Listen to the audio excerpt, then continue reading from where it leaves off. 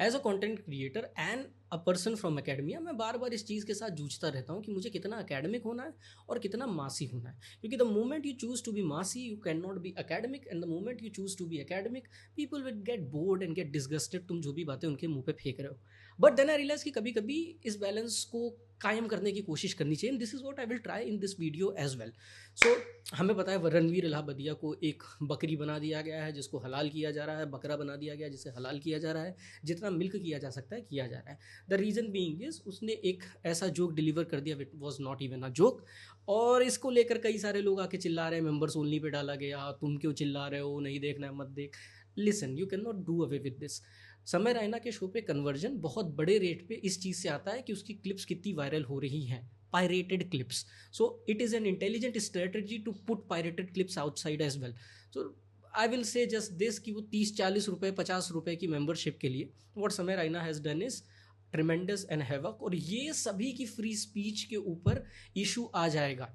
Consider this, समय Raina has never been involved in talking about societal issue or doing what we call punching up comedy। कोई भी hegemony में बैठा है, कोई भी पावर स्ट्रक्चर में बैठा है, चाहे वो गवर्नमेंट हो, चाहे पॉलिटिक्स हो, चाहे अपर कास्ट पीपल हो, you will not do, you will not see Samay Raina coming up and talking about those things. Punch down comedy अक्सर समय रैना के यहाँ दिखेगी, कभी कभी वो सेल्फ डिप्रिकेशन जोक्स के साथ दिखेगी, और when he is doing roost which he calls a latent show, वहाँ पे तो वो दिखती ही रहती है often. So here the question is which is much more important कि एक आदमी ने किसी भी तरह से पावर स्ट्रक्चर को क्वेश्चन कभी भी नहीं किया, किसी भी तरह से पावर स्ट्रक्चर्स और हेजिमनीज को चैलेंज नहीं किया, which has been kind of responsibility of artist over the period of time. और हम इस पर भी बात करेंगे क्यों ये हुई और कैसे इमोशन आया। उसके चक्कर में जब फ्री स्पीच सबकी कैप्चर की जाएगी, तो पीपल लाइक अस और people who have been more vocal than me, some activist, some people who are very critical of government and what not, उनके ऊपर ये चीज़ ज़्यादा हैवक लेके आएंगी। वी नो कि पोएट्स को जेल में रख के परेशान किया गया, वी नो अलग अलग तरह से ऑपरेशन स्टेट करता है। So here I am not concerned about समय रैना की freedom of speech because it was completely meaningless. वो कोई भी मीनिंगफुल बात वहाँ पे नहीं कर रहा था। अगर 6 महीने बाद वो आके कहता है कि मेरी फ्रीडम ऑफ स्पीच कर्ब की गई है, तो someone can simply ask the question किस चीज़ को लेके, उसके पास कोई मीनिंगफुल जवाब नहीं हुआ है, मैं तो जोक कर रहा था, मार शुदा बैन शुद, बस। That being said, the involvement of state इस पूरे के पूरे केस में something which is tremendously grieving. क्योंकि अभी क्या हुआ है कि ट्विटर पे जो लोग नैरेटिव सेट करते हैं, let me tell you, Twitter को थोड़ा सा सीरियसली लेना शुरू कर दो, क्योंकि न्यूज़ रूम से लेकर के जितनी भी तुम्हारी डिबेट्स चल रही है, डिस्कोर्स चल रहे हैं, वो सारे के सारे ट्विटर से शुरू होते हैं। तो समय रैना को, रणबीर को इतना बाकी प्लेटफॉर्म्स में नहीं कूटा गया जितना ट्विटर पे कूटा गया, and that is the result जो तुम्हें दिख रहा है, जिसकी वजह से डायरेक्ट बात पहुंच रही है कि भैया हम कैबिनेट में बैठ के बात करेंगे इस चीज़ के ऊपर, आसाम से FIR दायर कर दी गई, वगैरह वगैरह, ये सारी चीज़ें। So the influence of Twitter is tremendous, क्योंकि पॉलिटिकल लैंड इसके पूरा का पूरा, न्यूज़ मीडिया एजेंसीज, जर्नलिस्ट, सारे के सारे वहीं एक्टिव हैं।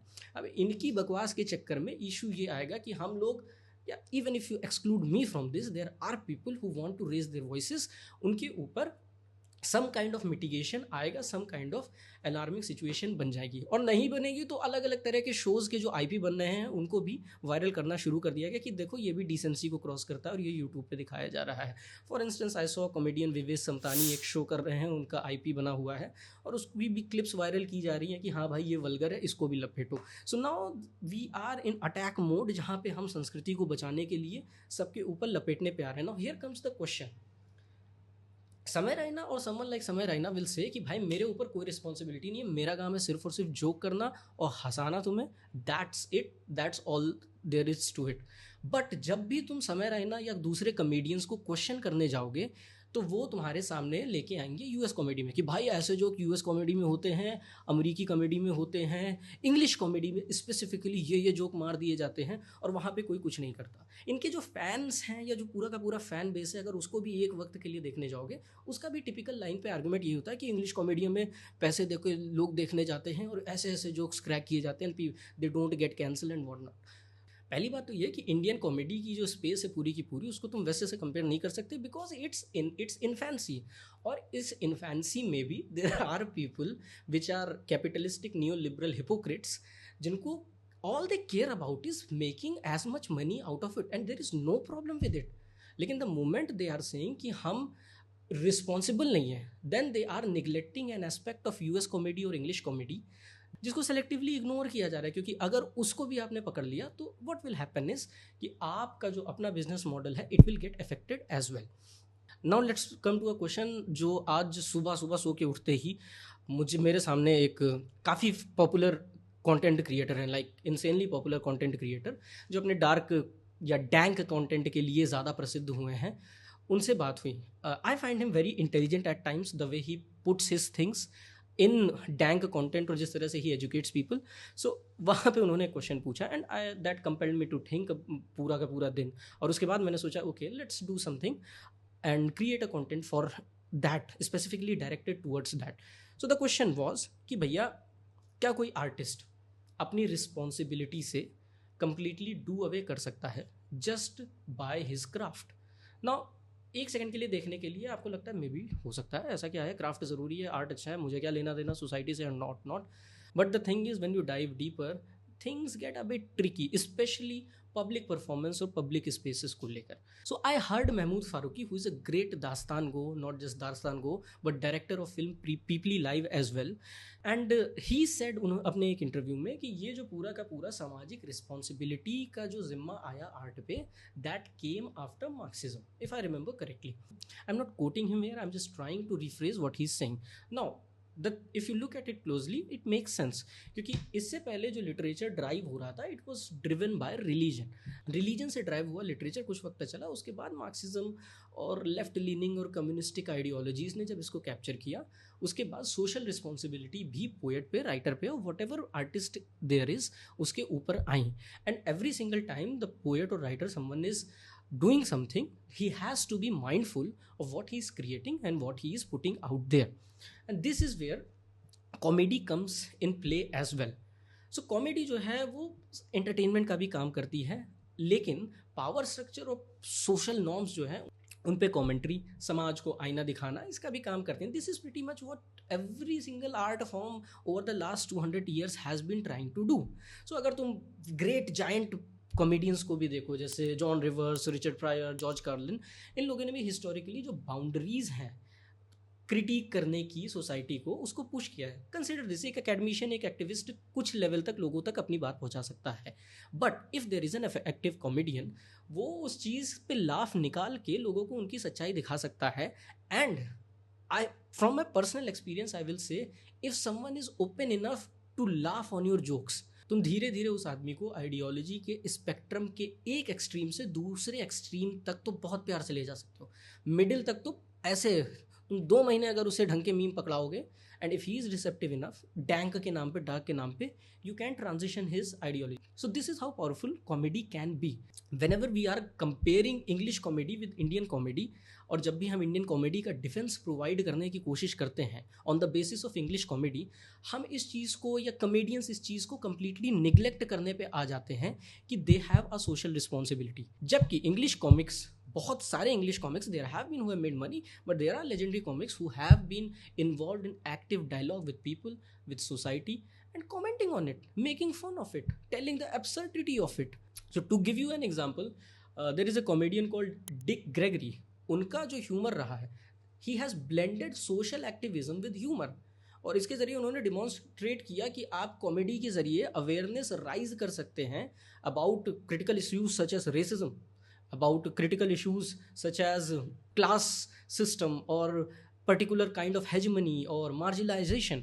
So there have been history of English comedians जिन्होंने ये एक रोल प्ले किया। सो डज दैट मीन कि इंडियन कॉमिक्स को भी वो रोल प्ले करना चाहिए? Absolutely not.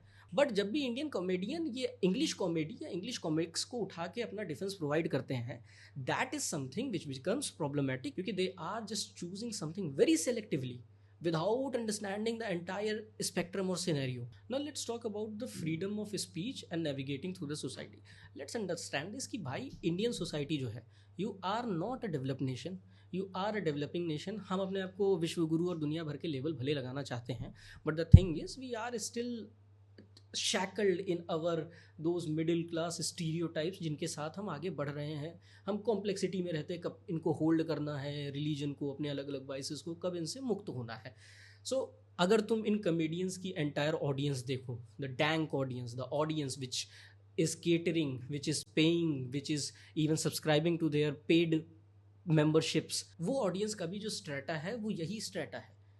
और ये जो स्ट्रेटा, बिकॉज देखो इन्फ्लुएंशियल लोग इनके साथ दिखना नहीं चाहते, rich people they avoid look being seen because they know कि सोसाइटी का परसेप्शन किस तरह है। सो ये जो पूरा का पूरा हमारे और तुम्हारे जैसा स्ट्रेसता है, जिसने पीछे बेंच पे बैठ के गंदी गंदी भद्दी भद्दी बातों वाली शायरियाँ लिखी अपने 4 दोस्तों के साथ और हा हा हा हा हंस लिया, जिसने 4 गालियाँ हर समय एक दूसरे को बक बक के गालियों वाली जोक्स बनाए और हा हा हा कर लिया, जो एक दूसरे को लाइक 16 17 और 18 20 ईयर ओल्ड वाला ह्यूमर हम अप्लाई कर रहे हैं और उसके बाद हा हा हा कर रहे हैं। वो चीज़ें जब हमारे सामने पब्लिक प्लेटफॉर्म पे आती हैं तो the success of comedy is due to its relatable nature. जब रिलेटेबल होता है comedian, this is not the case with other art forms. So if you look at poetry, relatability criteria के पीछे जाना है ही नहीं।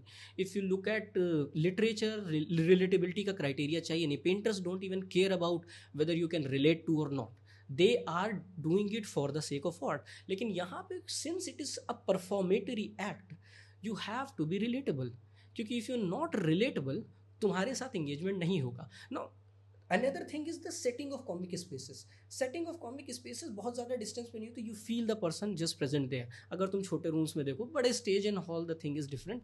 बट द थिंग इज़ जो अंडर नाइट क्लब्स चलते हैं, लेट नाइट क्लब्स चलते हैं, पूरी की पूरी सेटिंग एक इंटीमेसी क्रिएट करती है between audience and the person who is cracking jokes.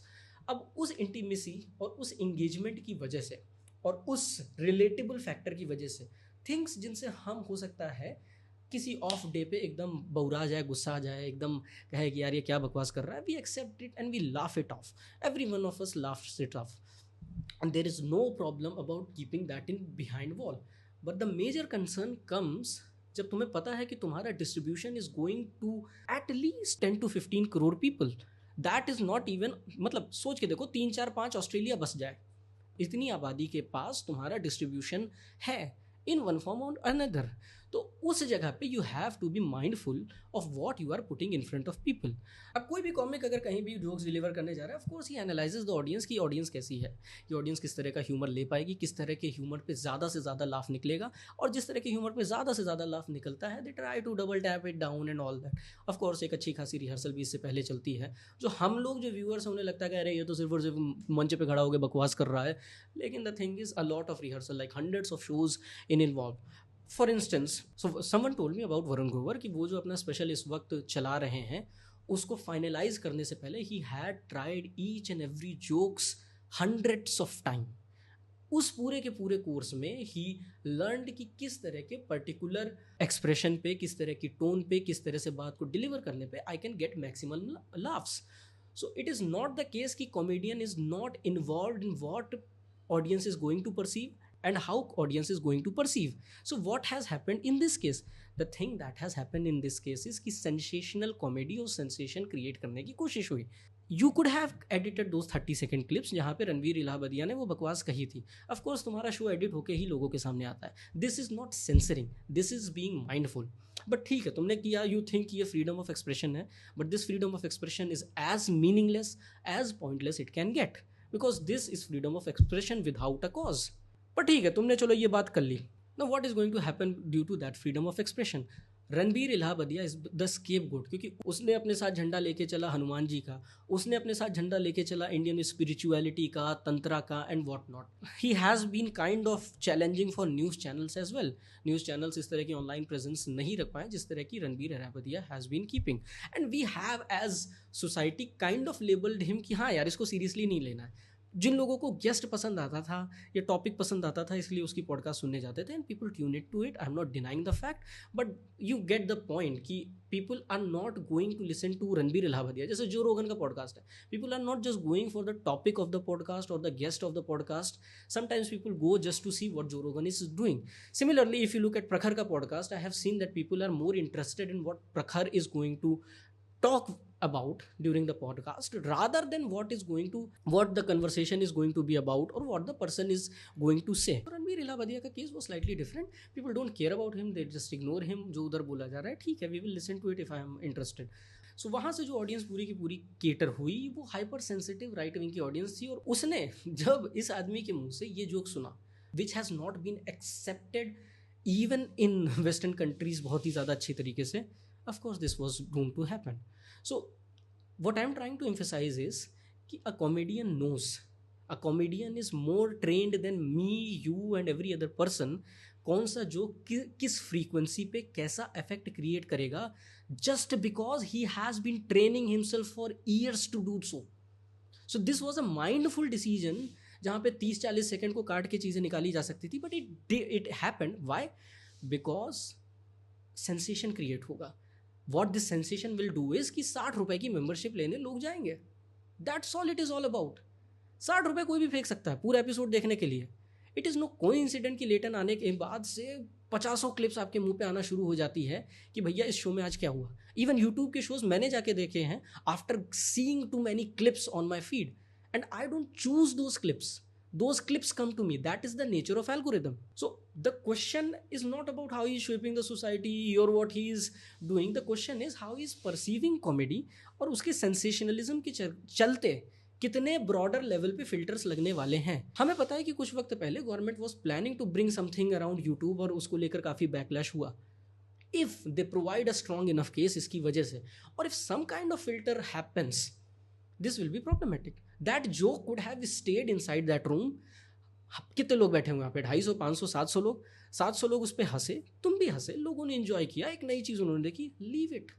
People might think कि मैं यहाँ पे moral police कर रहा हूँ, but I'm not moral policing here. I'm just trying to tell how the situation could have tackled, क्योंकि ये उनकी freedom of speech के लिए issue create करेगी who are actually fighting for people. So यहाँ से मैं बस यही कहना चाह रहा हूँ कि अगर कोई कमेडियन अपने पंच डाउन ह्यूमर के लिए फ्रीडम ऑफ स्पीच को लेकर दुनिया भर की बातें कर रहा है, तो एक बार उसे पूछो कि तुमने पंचिंग अप वाला ह्यूमर कब मार रखा है, तुमने हेजमनी को कब चैलेंज किया है, तुमने स्ट्रक्चर्स को कब चैलेंज किया है, जो इश्यूज एग्जिस्ट कर रहे हैं उनको कब एड्रेस किया, सोसाइटी को मिरर कब दिखाया है. And if he is saying that कि वो इस चीज़ के लिए रिस्पॉन्सिबल नहीं है, तो उसको और ज़्यादा क्वेश्चन करो. बिकॉज अच्छा खासा इन्फ्लुएंस कॉमेडी का इंग्लिश कॉमेडी से आ रहा है, and English comics have been very responsible, more responsible than Indian comics, जो कि अभी ऐसा लग रहा है are just mad about generating जितना ज़्यादा रेवेन्यू हो सके, which is the new liberal problem. The moment you start and creating art for the sake of generating money and what not, वहाँ पे तुम अननेसेसरी के डिफेंसेस और अननेसेसरी की बकवास लेके आओगे. So I am just giving you a series of argument कि भाई तुमने इस तरह का जोक क्यों क्रैक किया. अरे भाई हमने जो क्रैक किया, हमको गरिया रहे हो, यूएस में भी तो क्रैक करते, पर वहाँ जो कॉमेडी है that has been for more time. So वहाँ के जो कॉमेडियंस हैं वो सोशल रिस्पॉन्सिबिलिटीज़ भी समझते हैं. If they are doing punch down jokes, they are doing punching up jokes as well. They are, if they are demeaning people, they are demeaning the structures and showing people society. आपने किया, ओ मैं नहीं मानता कि social responsibility जैसा कुछ होना चाहिए, मुझे तो मेरी फ्रीडम ऑफ स्पीच चाहिए. Then why are you asking for your freedom of speech? Just because तुम्हें पता है कि you don't have to write jokes, तुमने 5 से 7 जोक्स लिख लिए, because writing jokes is really difficult. If you think कि जोक्स लिखना आसान है, no boss, it is a difficult process. Jokes लिखने हैं और उसके बाद उन जोक्स को लिख के खारिज करना है. A major chunk of jokes that you have written वो तुम उठा के फेंक दोगे while you are trying to rehearse कि ये चलेंगे कि नहीं चलेंगे. सो जोक्स लिखना, फिर उनमें से अच्छे जोक्स निकालना, फिर उन्हें रिहर्स करके लोगों के सामने रखना, it is you know kind of movie production जो कि ड्राफ्ट्स विद ड्राफ्ट्स होता चला जा रहा है. So what is happening is कि तुमने एक लेजी तरीका ईजाद कर लिया है for generating revenue, for generating sensation and for generating engagement. And this is the entire problem with this structure. और इसमें बली का बकरा कौन बना? A guy who just wanted to be edgy, who just wanted to sound cooler than Samay Raina. I wish कि spirituality के ऊपर बात करते करते थोड़ी सी मैच्योरिटी रणबीर इलाहाबादिया में आ जाती, but that has not been the case. And understand this, Ranveer Allahbadia as well as Samay Raina, दोनों के दोनों जो प्रेजेंट रेजिम है इन्हीं के साथ अलाइन करने वाली आइडियोलॉजी और स्पेक्ट्रम पे है. If they can be butchered, so can you, so can me. अगर इनकी बलि चढ़ सकती है तो आपकी भी बलि चढ़ सकती है.